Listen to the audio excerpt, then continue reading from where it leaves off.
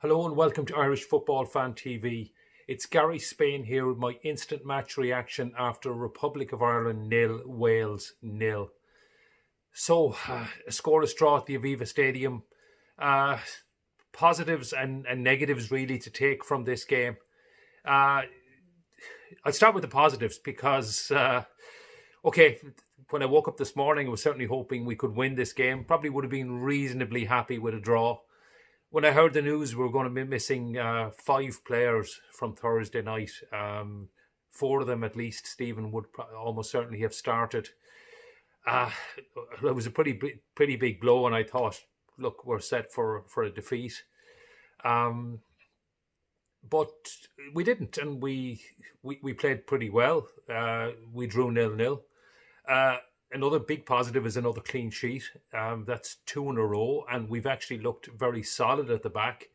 Darren Randolph had to make just one real great save, one good effort on target from Wales, and he had to go full length and save that. But we very much a makeshift back four defended very well. So yeah, I'm coming away with a lot of positives.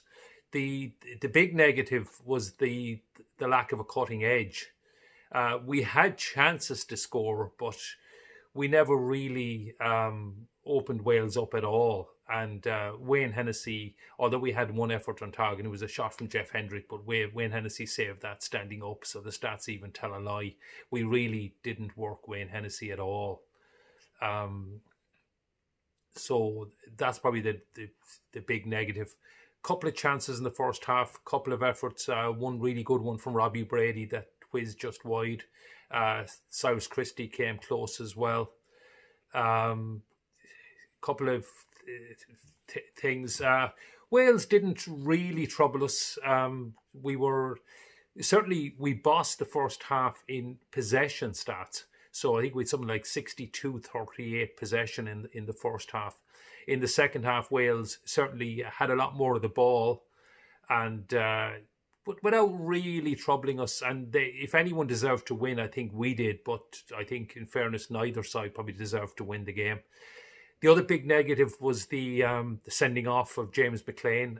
Two yellow cards in quick succession. Unfortunately, both justified. The first one, he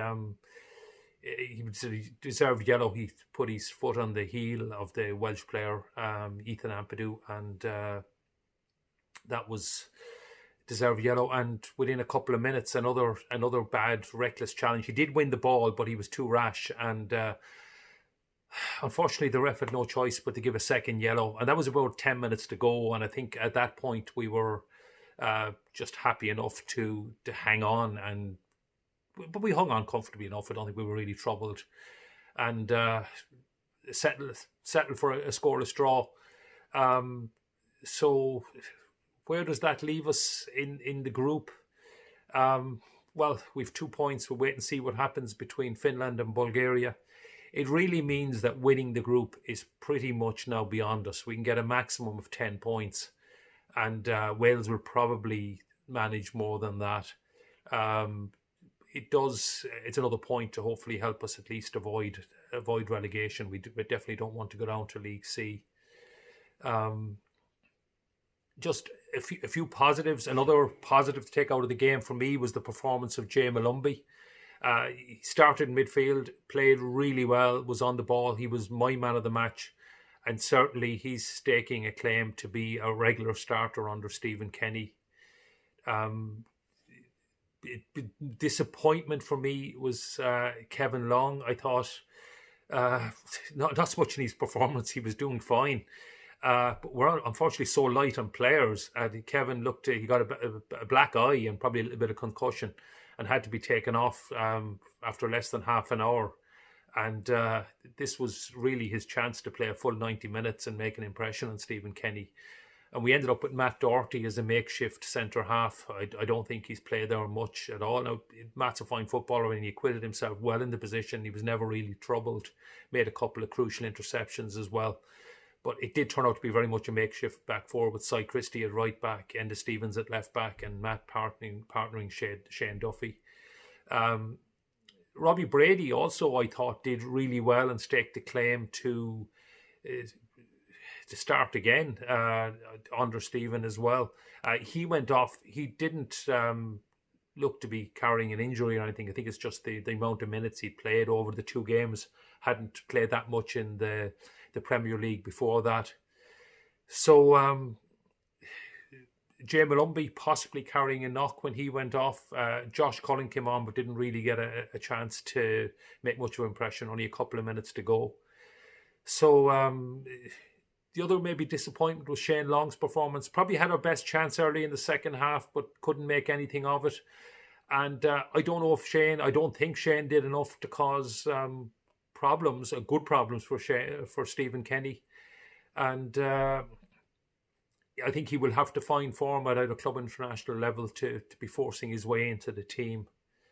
So all in all, a reasonable afternoon. Given the amount of players we were down, I think it was really important to put in a good performance after the disappointment of Thursday night. And it's another clean sheet. It's something to build on. We're back. We're looking solid at the back again. A lot of players got experience of international football. And all in all, I'm pretty happy with a reasonable day for the Irish team. Unfortunately, our chances of winning our Nations League group are probably gone. But all in all, a positive step forward on the road that would hopefully lead us to qualify for Qatar and the World Cup in 2022. A decent Nations League, hopefully a good draw in the World Cup next month. But for now, it's looking forward to Wednesday in Helsinki. So anyway, let me know your thoughts in the comments. Are you as positive? What are the positives and negatives for you?